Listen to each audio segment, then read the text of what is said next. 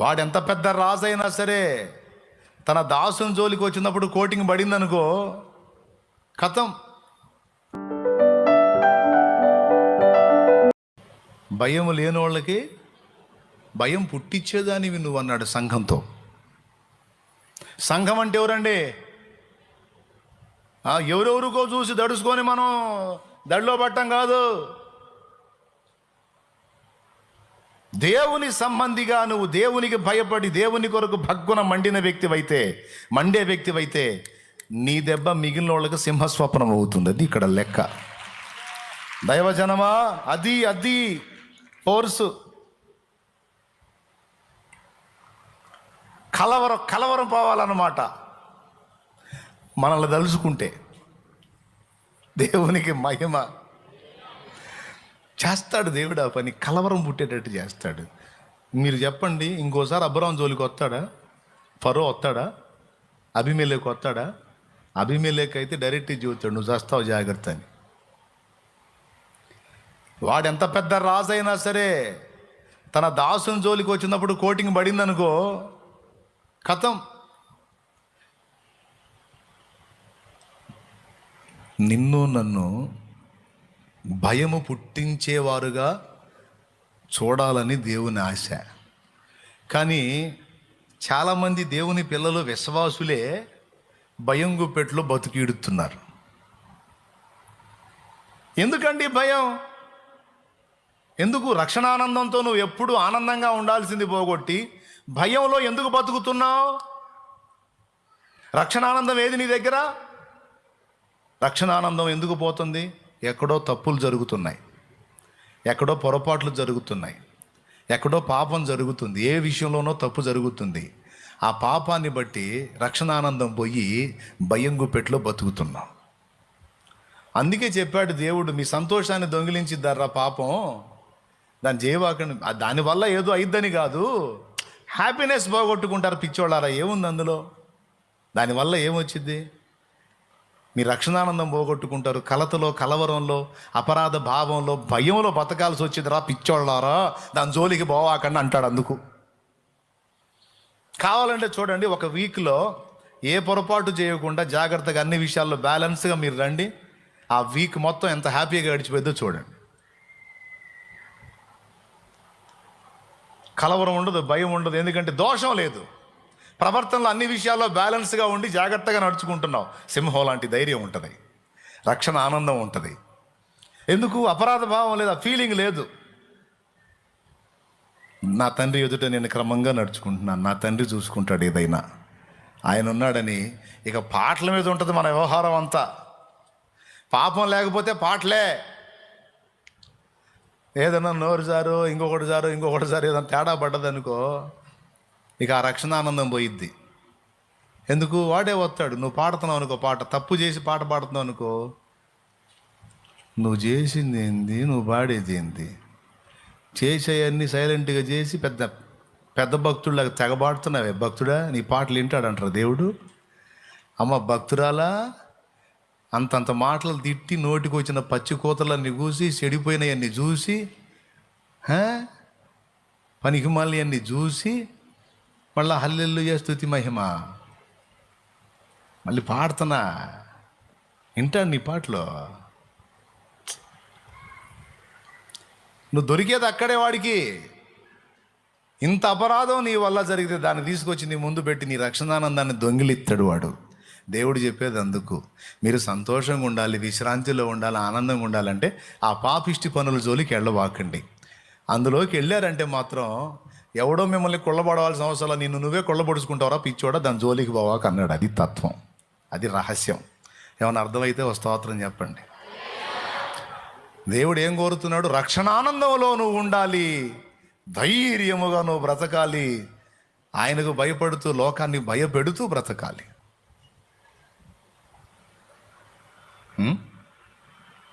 పౌలు గారు భయపడ్డాడా, భయపెట్టాడా? సెర్గీ పౌలు అని ఒకటికి సువార్త చెప్తున్నాడు పౌలు గారు. నాకు భలే నవ్వొచ్చింది ఆ సన్నివేశం తలుచుకుంటే. సెర్గీ పౌలు అని ఒక అతను మంచోడు పాపం వాడు. ఆ సెర్గీ పౌలు అనేవాడికి ఈ పౌలు గారు సువార్త చెబుతుంటాడు. చెబుతుంటే వాడి దగ్గర ఒకడు ఉంటాడు గారడి, వాడు ఎలుమా అని. వాడు పౌల్ని అడ్డగిస్తుంటాడు. మీరు నమ్మవాకండి, సెర్కి పౌలు గారు, మీరు నమ్మవాకండి, వాళ్ళు అంతే చెబుతారు, వాళ్ళ మాటలన్నీ పనికి మాలిన మాటలు నమ్మవాకండి. ఇటు అడ్డు తగులుతున్నాడు. ఏమయ్యా నీకు చెప్పట్లేదుగా, నువ్వు అతను వింటున్నాడు, అతను చెప్తున్నా, నీ గొడవ ఏంది మధ్యలో, నువ్వు పోవాయా. వీళ్ళు ఇంతే చెబుతారండి, వీళ్ళంతా మతాలు మారుస్తారు, వీళ్ళు మామూలు వాళ్ళు కదా, వీళ్ళు అట్టంటోళ్ళు, వీళ్ళు ఇట్టంటోళ్ళు, ఇది అది ఇదని ఆడికి చెప్తున్నాడు. అవి చక్కగా వినేవాడికి చెడగొడుతున్నాడు. కడుపులో మండిపోయింది. ఎవరికి? కడుపులో మండి, ఛీ దుష్టుడా, సమస్త నీతికి విరోధి, అపవాది కుమారుడా, కొంతకాలం నీవు సూర్యుని చూడకుండా నీ కళ్ళు అంధత్వంతో మొత్తబడును గాక అన్నాడండి. ఆ ఫోర్స్లో అటుపక్క చెబుతుంటే అడ్డు వస్తున్నాడు, తడవకు అడ్డు వస్తున్నాడు, చిరాకు బుట్టి మాట అన్నాడు. క్షణాలే ఇక వాడు తడువలాటం మొదలుపెట్టాడు. ఆ మాట అన్నాడు, పోయినాయి, 2 కళ్ళు పోయినాయి. పోయేసరికి అయ్యా అయ్యా నాకు కనబడట్లేదయ్యా అన్నాడు. గుండె పగిలిపోయింది. ఎవరికి? సెర్గి పౌలుకి. ఇప్పుడు వింటాడా, వినడా? వినకపోతే నాకేం మూడిద్దో. నీకు కనపడట్లేదా? లేదయ్యా నాకు కనపట్లేదా? నిజంగా నిజమయ్యా కనపట్లేదా? నాకు దారి చూపించా. ఇట్రా, ఇటు కూర్చోరా. ఎందుకురా నీకు మరి? ఆయన భక్తుడు, ఆయన చెబుతుంటే నువ్వు ఆయన గదిలిత్తివి. ఆయనేమో ఆ మాట అనే, అయ్యా పౌలు గారు నమస్కారం, రండి మీరు కూర్చోండి, మీరు ఏం చెప్పాలనుకున్నా మొత్తం చెప్పండి, వినకపోతే నా చెప్పు తీసుకొని నేను కొట్టుకుంటా, వినకపోతే అని పాప ఎన్ని దండాలు పెట్టి కూర్చొని విన్నాడో. భయపడ్డా ఏం లేదు, ఊరక అవతల వాడి మీద ఒక మాట పలికితే కళ్ళు పోయేవాడికి. వీడు సరిగా వెంటలేదు, పనికి మళ్ళాడు, వేసున్నాడు, కాళ్ళు పోవను కాకంటే చచ్చిపడిపోతాయి. ఎందుకు వచ్చిన గొడవ బాబా, నేను వింటానయ్యా నువ్వు చెప్పినట్టండి. ఆ సన్నివేశాలు చదివినప్పుడు భలే నవ్వు వచ్చింది నాకు. భయపడాలా, భయపెట్టారు. దేవుని శక్తిని లోకానికి చూపి లోకం దేవునికి భయపడేటట్టు, ఇదిగో వీరితో దేవుడు ఉన్నాడు, ఇదిగో వీరి మధ్య దేవుడు ఉన్నాడు, ఇదిగో వారితో దేవుడి సన్నిధి ఉంది. పిచ్చి పిచ్చి కథలు చేస్తే నామరూపాలు లేకుండా నాశనం అవుతామనే భయం సమాజంలోని వ్యక్తులకు వారికే కలిగేటట్టు వీరు భక్తి జీవితంలో రాణించారు. దేవుని సంఘముగా, దేవుని పిల్లలంగా మనం అట్టివారమై ఉండాలని దేవుడు కోరుకుంటున్నాడు. యేసయ్య భయపడ్డా, భయపెట్టాడా? సింహస్వప్నమేగా. శాస్త్రులకి, పరిసయ్యులకి యేసయ్య రోడ్డు ఎక్కాడంటే ఈ గడగడగడగడలాడాల్సిందే, ఏం విసురుతాడో మన మీద అని. దేవునికి మహిమ. ఆయన పిల్లలంగా మనము కూడా భయము పుట్టించు వారమై ఉండాలి. ఎవరెవరికి భయం పుట్టించాలో రాసుకోండి. నెంబర్ 1, సైతానుగాడికి భయం పుట్టించాలి. వాడికి మనం భయపడి పారిపోవటం కాదు, వాడికి మనం భయం పుట్టించాలి. వాడు మనకు మనశ్శాంతి లేకుండా చేయటం కాదు, రివర్స్లో వాడికి ప్రశాంతత లేకుండా చేయాలి. మనం ఎప్పుడు ప్రశాంతత లేకుండా పోయిద్ది? మనం ఆత్మల్ని గదిలిస్తున్నప్పుడు, ఆత్మలకు సువార్త చెప్పి రక్షిస్తున్నప్పుడు వాడికి మనశ్శాంతి కరువు అయిపోయింది. అర్థమైందా? సాతానుకు భయం పుట్టించు వారమై ఉండాలి. వాడికి భయం పుట్టించాలంటే మనం ఆయనకి భయపడాలి. ఎవరికి? దేవునికి భయపడాలి. దేవునికి భయపడుడి, అపవాదిని ఎదిరించుడి, అప్పుడు వాడు మీ యొద్ద నుండి. అది ఫస్ట్ ఏం చెప్పాడు సూత్రం? దేవునికి భయపడరా బాబు, నువ్వు దేవునికి భయపడి జాగ్రత్తగా నడుచుకో, సైతానుగాడు నీ దగ్గర ఉన్నాడు, పారిపోతాడు అన్నాడు. దేవునికి భయపడితే ప్రకృతిని భయపెట్టవచ్చు, సమాజాన్ని భయపెట్టవచ్చు, సైతానును భయపెట్టవచ్చు, దురాత్మలను భయపెట్టవచ్చు. ఇంకెందుకు టైం వేస్ట్, అందుకని వరుసగా చెప్తున్నాను. సమస్యలను భయపెట్టవచ్చు, రోగాలను భయపెట్టవచ్చు, సమాజాన్ని భయపెట్టే వ్యక్తులను భయపెట్టవచ్చు. ఏమండి? నయమాను సైన్యాధిపతి, సిరియా సైన్యాధిపతి, ఒక రేంజ్ ఒక రేంజ్ ఆఫీసర్ ఆయన. లెక్క కూడా చేయలే ఎలీషా. లోపల నుంచి బయటికి కూడా రాలపా, పొమ్మను పోయే 7 సార్లు యోర్దాను నదిలో మునిగి పొమ్మను పో అన్నాడు. ఆవేశంగా పోయాడు. పనోడు చెప్పాడు, ఏమయ్యా ఆయన ఇంకో పని చెబితే చేయవా? ఏదన్నా చేదు కషాయం ఇచ్చి ఇది 1 సంవత్సరం పాటు తాగమంటే సచ్చినట్టు తాగవా? అట్లాంటి పనులు ఏం చేయలేదుగా. 7 సార్లు యోర్దాన్లో మునిగి శుద్ధుడు గమ్మన్నాడు. నీకు వచ్చిన రోగం ఏంది? ఆయన మీద అలిగిపోతున్నా, నువ్వేదో ఆరోగ్యవంతుడిలాగా, పేషెంట్కి ఎచ్చులు పనికిరావు, పోయి మునుగన్నాడు. అంతేనంటావా? మరి అంతకాక ఏముంది? మరి ఆయన ఏం చెప్పాడు? పెద్ద షాయికి ఏమని చెప్పాడు? 7 సార్లు మునగమన్నాడు. ఏం దానికి? కాదురా, బయటికి వచ్చి పలకరించి కాస్త ఏదన్నా జబ్బుగా ఉన్న చోట చెయ్యాడించి అంటే ఇవన్నీ చేయకపోయినా నీకు బాగుపడే మాట చెప్పాడా లేదా? చెప్పాడులే. అపో మరి ఏమి నా ఏలిన వాడా? అంతేనంట. సరిపా పోయి మునిగాడు. 6 సార్లు మునిగాడు. ఏందిరా ఏమన్నా మారిందా? 7వసారి మునిగి లేచాడు. కుష్టు లేదు, కుష్టు లేదు, సంవత్సరాల రోగం లేదు. చూసుకున్నాడు, అన్నీ బాగైపోయినాయి. బయటికి వచ్చాడు. రే చూసావా, నా దేహం చూసావా, నా ఒళ్ళు చూసావా, ఎలా అయిపోయిందో చూసావా? మరి ఇందాక ఆవేశంగా బాబోతివే. కాదయా, దైవజనుడితో పోటీ అయిందయ్యా. దైవజనుడితో అంతేంది నీకు? ఆయన దేవుని మనిషి అయ్యా. అంత ఆవేశపడిపోయావు. ఆమెతో పోయినట్టయితే కుష్టి అట్నే ఉండేదిగా. చెప్పిన మాట విన్నావు, బాగుపడ్డావు. మరి అది దైవజనుడికి భయపడాలి, గౌరవించాలి. ఎచ్చులు పడకూడదు. దైవజనుడి దగ్గరికి వచ్చి నకరాలు చేయకూడదు. కరెక్టేరా. అమ్మో ఎంత మంచి సలహా చెప్పావురా. మరి ఇప్పుడు ఏం చేద్దాం? చేసేదేంది? పో, ఆయనకు బహుమానాలు ఇవ్వు. అప్పుడు రథం తిప్పండి రా పలానా దగ్గరికి. ఎలీషా దగ్గరికి పోయారు. మొత్తం పోయి, అయ్యా అయ్యగారు రావు, నాకేం చేయొద్దు, అయ్యగారిని చూసిపోతా, అయ్యగారిని చూసిపోతా. ఎంతసేపు ఉండమంటే అంతసేపు ఉంటా. అయ్యగారు నాకు అమ్మో నా జీవితంలో నాకు ఎంత మేలు చేశాడు అయ్యగారు. అయ్యా వచ్చాడు ఎలీషా. అప్పుడు వచ్చాడు, సమస్య తీరినాకు వచ్చాడు. సమస్యలో రాలే, సమస్య తీరినాకు వచ్చాడు. ఏంటి అన్నాడు? అయ్యా లోకమందు యెహోవా తప్ప దేవుడు లేడని ఒప్పుకుంటున్నాను నేను. లోకమందు యెహోవా తప్ప దేవుడు లేడని ఒప్పుకుంటున్నా. నేను ఆయనకు భయపడుతున్నా. ఇట్టి కార్యము చేసే దేవుడు ఇంకెవరు ఉన్నారు అని, ఇదిగో తమరి కోసం బంగారం, దుస్తుల, బట్టలు అవి కొన్ని తెచ్చానండి, తీసుకొని పో. అవసరం లేదమ్మా, తీసుకొని పో, అవసరం లేదు. లేని వాళ్ళకి ఇచ్చుకోపో అన్నాడు, బీదలకి ఇచ్చుకోపో అన్నాడు. విషయం ఏంటంటే ఆయన అడిగి అక్కడి నుంచి కొంచెం మన్ను తీసుకొని పోయాడు. బంగారం ఇస్తానికి వచ్చినోడు ఎలీషా దగ్గర నుంచి కొంచెం మట్టి తీసుకొని పోయాడు. చదివితే ఆడు ఉంటుంది, కొంచెము మన్ను ఇప్పించరాదా అని అడుగుతాడు. తీసుకొని పోవా, ఏముంది అంటాడు. 2 రాజుల గ్రంథం 5వ అధ్యాయం 17వ వచనం. అప్పుడు యెహోవాకు తప్ప దహన బలినైనను మరి ఏ బలినైనను ఇతరమైన దేవతలకు నేను ఇకను అర్పింపను. 2 కంచెల గాడిదలు మోయుపాటి మన్ను నీ దాసుడినైన నాకు ఇప్పించకూడదా? చూసారా, వాస్తవానికి ఇవ్వటానికి వచ్చాడు. బంగారం ఇవ్వటానికి వచ్చి మట్టి తీసుకొని పోయాడు. చూడండి, భయపడ్డా, భయపెట్టాడా? ఎవరినే? సాతానుని, వాడి దురాత్మల సమూహముల గుండెల్లో నిద్రపోవాలి మనం.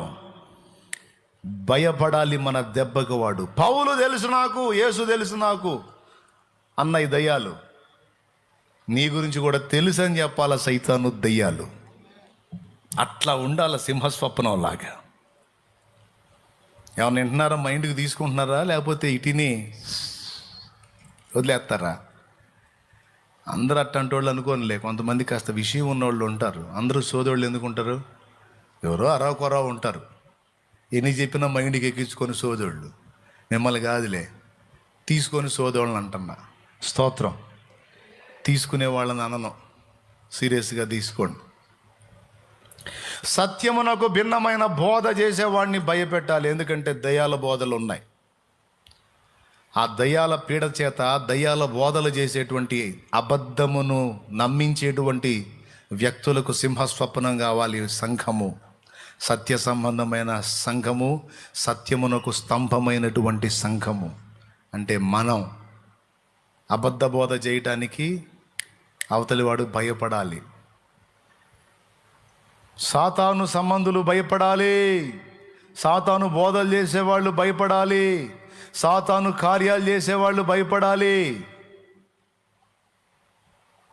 చీకటి సంబంధులు భయపడాలి, తప్పుడు త్రోవలో ఉన్నవాళ్ళు భయపడాలి.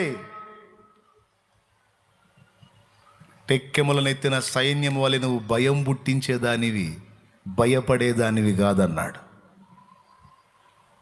ఇన్ని సమస్యలు ఉన్నాయి, ఎట్లా చేయాలి నాకేం భయం రా. ఎవడో వస్తాడు నీ దగ్గరికి, ఎట్లా తట్టుకుంటున్నావు, ఇన్ని సమస్యలు, ఇన్ని నాకు భయం లేదు. నాకేం భయం? నా దేవుడు ఉన్నాడు. నేను ఆయనకు భయపడి నా బతుకు మార్చుకున్నా, నా జీవితాన్ని దిద్దుకున్నా, నా తప్పుడు నడతలు సరిదిద్దుకున్నా, నా దేవుడు చెప్పినట్టు బతుకుతున్నా. నా దేవుడే చూసుకుంటాడు. అవసరమైతే అయిపోయి కోల్పోయి సమస్తము నష్టపోయిన దాని అంతటిని దానికి రెట్టింపు తిరిగి నా దేవుడు నాకు ఇవ్వగలడు. నాకు విశ్వాసం ఉందిరా, నాకు భయం లేదు. ఒకప్పుడు భయపడ్డా తెలియక, ఒకప్పుడు కృంగిపోయా, ఒకప్పుడు విచారపడ్డా, ఒకప్పుడు వేదన పడ్డా, ఒకప్పుడు కలవరంలో బతికా. ఈనాడు నాకు ఆ కలవరం లేదు, ఈనాడు నాకు ఆ భయం లేదు. అది ఎట్లా చేయాలి, ఇది ఎట్లా చేయాలి, అది ఏం లేదు. నా దేవుడు ఉన్నాడు, నాకు రక్షణ ఆనందం ఉంది, నా దేవుని కూర్చున్న ధైర్యం నాకుంది. దావీదు, ఒడిశాలో రాయి తీసుకొని పోయావు, ఏం భయం లేదా ఆడంటే? ఆడు పైనుంచి కింద దాకా కవచాలు ధరించుకున్నోడు మీదికి, ఆడి హీటే ఖడ్గము అన్నీ కలిగి ఉన్నోడి దగ్గరికి నువ్వు ఒడిశాలో రాయి తీసుకొని పోయావు. నువ్వు కనీసం రాళ్ళు కూడా సిద్ధపరచుకోకుండా ఆ ఏటి లోయలో ఏరుకొని వెళ్ళావు. ఏం భయమే లేదా దావీదు? ఇప్పుడు నిన్ను అడుగుతున్నాడు, నువ్వే దావీదు మనకి ఏం చెబుతావు? నాకెందుకయ్యా భయం? నేను యుద్ధంలోకి దిగితే వాడికి పుట్టాల భయం, నాకెందుకు భయం? ఎందుకు లేదు భయం? నాకెందుకు, ఎందుకు లేదు? నీవు నాకుండగా, నీవే నాండగా, నీవు నాకుండగా, నీవే నాండగా, నీవే నా ఆత్మదాము తీర్చిన వెంబడించిన బండవు. నీవేనా, నీవేనా, నీవేనా, నీవేనా ఆత్మదాము తీసిన. టెక్కెములనెత్తిన సైన్యము వలె నీవు భయము పుట్టించు దానవు. మన భయము సైతానికి, వాడి దెయ్యాలకు మొత్తానికి ఉండాల. దెయ్యాలు ఎన్ని రకాలు ఉన్నాయి అనుకున్నాం? ఆత్మహత్యలు కలిగించే దెయ్యం ఒకటి, మందు దాపిచ్చే దెయ్యం ఒకటి, వ్యభిచారపు తలంపులు కలిగించే దెయ్యం ఒకటి. ఇక అది అది అది దగ్గరకు వచ్చిందంటే ఇక ఎప్పుడు అదే తలంపుల్లో ఉంటాడు మనిషి. మనోళ్ళు దానికి పేరు పెట్టారు, బాణాలు వేస్తాడే. బాణాలు వేస్తే అంట, ఆ బాణాలు తగిలితేనంట తేలిపోతారంట. ఏంటది? కామాన్ని రేపేటువంటి వాటికి పేర్లు పెట్టారు, మన్మధుడని. తెలుసా మీకు? మానవుల్లో శారీరక ఇచ్చలను రెచ్చగొట్టి హడావుడి చేసే దయ్యాలు కొన్ని, కోపాన్ని రేపే దయ్యాలు కొన్ని, మనుషుల్ని దుర్మార్గులుగా చేసే దయ్యాలు కొన్ని, చాడీలు చెప్పే దయ్యాలు కొన్ని. ఈ దయ్యాలు పట్టిన వాళ్ళు ఊరక చాడీలు చెబుతుంటారు, అవతల వాళ్ళ మీద నిందా ప్రచారాలు, గోరంతల్ని కొండంతలు చిలువలు పలవలు చేసి ప్రచారం చేస్తూ ఉంటారు. ఇదొక దెయ్యం, అది పట్టిందంటే ఇంక అంతే. నిద్రపుచ్చే దయ్యాలు ఉంటాయి కొన్ని, ఇది పట్టినోడికి ఎప్పుడు చూసినా నిద్రపోతానే ఉంటాడు, ముఖం వాసి ఉంటుంది. ఇంతలోను వాసు నిద్రపోతానే ఉంటాడు. ఇప్పుడు రే అంటే అంటుంటాడు. గాఢ నిద్ర ఆత్మ అనమాట, అదొక దెయ్యం. మూర్ఖపు ఆత్మ అదొక దెయ్యం. అది పట్టినోడు నేను ఎవ్వరు మాట విన్నాను అంటుంటాడు. అదొక దెయ్యం. అది పడితే నాకు ఎవడు చెప్పి నిన్న అంటాడు. గాఢ నిద్ర ఆత్మ ఒకటి, మూర్ఖత గల ఆత్మ ఒకటి, అబద్ధాలాడే ఆత్మ ఒకటి. ఇది పట్టినోడు అవసరం ఉన్న అబద్ధం, అవసరం లేకపోయిన అబద్ధం, అబద్ధమే వాడి హాబీ. ఇదొక దెయ్యం. దుర్బోధలు చేసేది ఒక దెయ్యం. యాడుంది బైబిల్లో? ఉందా? తిమోతికి రాసినటువంటి మొదటి పత్రిక 4వ అధ్యాయం 1వ వచనం నుంచి చదివితే, కడవరి దినములలో కొందరు అబద్ధీకుల వేషధారణ చేతను మోసపరచు ఆత్మల యందును దయ్యముల బోధ యందును లక్ష్యముంచి విశ్వాసభ్రష్టులగుదురని ఆత్మ తేటగా చెప్పుచున్నాడు. తిమోతికి రాసిన మొదటి పత్రిక 4వ అధ్యాయము 1వ వచనం నుంచి కిందికి చదివితే ఉందే. నాకెళ్ళి చూడండి, పెన్నుంటే రాసుకోండి, అంతే. ఎన్ని రకాల దెయ్యాలు ఉన్నాయో చూడు. తగాదలు పెట్టే దెయ్యం. ఈ దెయ్యం ఇంట్లో దూరిందనుకో, పాపం కలిసి అన్నం పెట్టుకుని తినే భార్యాభర్తలు కూడా తిండి అవి పెట్టేప్పుడు కొట్టుకుంటారు, అదే కంచాలు తీసుకొని. పాపం అన్యోన్యంగా సరదాగా బయటికి పోతారు. సరదాగా బయట ఏదో క్లాష్ అయింది, అక్కడ తిట్టుకొని ఇంటికి వచ్చి కొట్టుకుంటారు. ఈ దెయ్యం ఇళ్లలో జ్వరబడిందంటే ఇంతే కొట్లాటే. అదొక దెయ్యం, తగాదలు పెట్టే దెయ్యం. మనిషిని కామోద్రేకాన్ని రేపేది ఒక దెయ్యం, మూర్ఖతకు రేపేది ఒక దెయ్యం, త్రాగుడు ఆత్మహత్యలకు రేపేది ఒక దెయ్యం. మనిషిని కృంగదీసి నిన్నెవరు ప్రేమించరు, నిన్నెవరు అర్థం చేసుకోరు, అసలు నీ గురించి ఆలోచించే వాళ్ళే లేరు, నీ పరిస్థితి మారదు, ఇక ఈ జీవితం ఇంతే, ఇక ఉండే కొన్ని ఇంకా దరిద్రం అయిపోతుంది, ఈ దారుణాలన్నీ చూస్తా బతకాలా, కాసేపు కళ్ళు మూసుకుంటే అయిపోదా, కాసేపు కళ్ళు మూసుకుంటే ఎంతసేపు, 5 నిమిషాలేగా, 2 నిమిషాలేగా, నిమిషమేగా, అనుకుంటే ఎంతసేపు అని ఇలాంటి ప్రేరణ కలిగించి ఒకరి ప్రాణం వారే తీసుకునేటట్టు చేసే దయ్యం ఒకటి. అది ఆత్మహత్యలకు రేపే దయ్యం. గొడవలు పెట్టే దయ్యం ఒకటి. ఐక్యతను జడగొట్టే దయ్యం ఒకటి. అపనిందల్ని ప్రచారం చేసే దయ్యం ఒకటి. అబద్ధపు మాటలు ప్రచారం చేసే దయ్యం ఒకటి. నిందలు ప్రచారం చేసే ఈ దయ్యం పెట్టిన వాళ్ళు ఏ పొద్దు కూడా లోకులు ఎవ్వరమే. వదినా నీకు తెలుసా వాళ్ళ ఇంట్లో ఇట్లా జరిగిందంటే నీకు మనకెందుకు అదేంటంటే, కాదులే మామూలుగా అందరు అనుకుంటుంటే అన్నానులే, నాకెందుకు, అయినా అసలు నేను ఒకళ్ళు వ్యవహారం పట్టించుకోనమ్మా, పెట్టి 5-6 కొంపలుగా పెట్టింది చిచ్చు, అసలు ఒకళ్ళు వ్యవహారం పట్టించుకోను. ఈ దెయ్యం పెట్టిన వాళ్ళు అంతే. జెంట్స్లో ఉన్నారు, స్త్రీలలో కూడా ఉన్నారు ఎట్ట అంటోళ్ళు, పురుషుల్లో కూడా ఉన్నారు ఎట్ట అంటోళ్ళు. పాప ఏం చేద్దాం, దెయ్యం ఎఫెక్ట్. ఈ దెయ్యాలన్నీ గడగడగడగలాడాలి నువ్వు ఎక్కడుంటే అక్కడ. ఈ దెయ్యాల తోకలు కత్తిరించాలి. ఈ ఆట ఆడకూడదు, భయము పుట్టించాలి. గుర్తుపెట్టుకో, అబద్ధ బోధలు చేసే దెయ్యాలు దడుచుకోవాలి. ఎందుకంటే నువ్వు సత్యాన్ని చేతబట్టున్నావు, రోషం కలిగి. తప్పుడు పనులు చేసే దెయ్యాలు భయపడాలి, ఎందుకంటే నువ్వు ఉన్నావు సమాజంలో, భయపడాలి. అపనిందలు ప్రచారం చేసే దెయ్యాలు భయపడాలి, ఎందుకంటే నీ కళ్ళ ముందు ఫలానోళ్ళు ఇట్టా అంటే ఎవరు పనికి మాలిందనా, పనికి మల్లోడా, ఎప్పుడు వాళ్ళేవారు వీళ్ళేవారు, వాళ్ళెట్లా వీళ్ళెట్లా, ఎవడు చెప్పమన్నాడు నిన్ను? సైతాన్. దేవుని వాక్యం ఏం చెబుతుంది? నువ్వేం చేస్తున్నావు? పరువుని గుట్టు బయట పెట్టడం లేదా? ప్రక్కవాడి రహస్యాలు ఎందుకు మాట్లాడుతున్నావు? భక్తుల విషయాలు ఎందుకు మాట్లాడుతున్నావు? సాటి విశ్వాసుల విషయాలు, వాళ్ళ పొరపాట్లు ఎందుకు మాట్లాడుతున్నావు? అవి ప్రచారం చేయటం వల్ల ఎవరికైనా లాభం ఉందా? ఫలానా ఆమె ఇట్లా చేసిందంటే అది విని ఎవరన్నా అమ్మో నేను ఇప్పుడే మారు మనసు పొందుతా, బాప్తీసం, నాకు బాప్తీసం ఎవరన్నా పరిగెత్తారా? దెయ్యం మొహందానా, దెయ్యం మొహోడా? ఎందుకు వాళ్ళ గురించి వీళ్ళ గురించి ఈ దరిద్రం మాటలు ఎందుకో? ఎవరికి లాభం? ఇతరుల ఆత్మీయ జీవితాలను నాశనం చేసే ప్రచారాలు అవసరమా? నార్మల్ అనే రోషం కలిగిన వ్యక్తిగా నువ్వు ఉంటే ఎత్తుతారా? నువ్వు కనపడితే చాలు మాట్లాడే వ్యక్తి కూడా వాయమ్మో వస్తుంది, నాకు ఇప్పుడు క్లాస్ బీకి దొద్దమ్ము చెప్పదు, నా పర్వాలేదు ఏం చెప్పేదురుగా, మనకెందుకు ఏంటి, ఏం లేదు ఏదో వాళ్ళ ఇంటి ఏం జరిగిందని అడుగుతుంటే మనకెందుకు, మనం ప్రార్థనా పరులో దేవుడు వ్యవహారం తప్ప మనకి వేరే వ్యవహారం ఉండకూడదని చెబుతున్నాను నేను.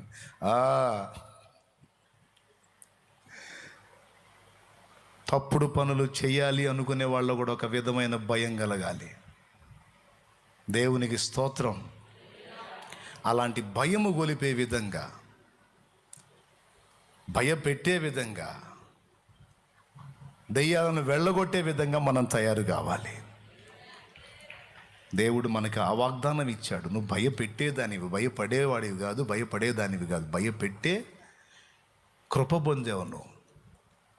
నీ క్యారెక్టర్ చూసి భయపడాలి, నీ ప్రవర్తన చూసి భయపడాలి, నీ ప్రార్థన చూసి, నీ భక్తిని, నీ ఆత్మీయతని, నీలో ఉన్న దేవుని వాక్యాన్నే చూసి భయపడాలి.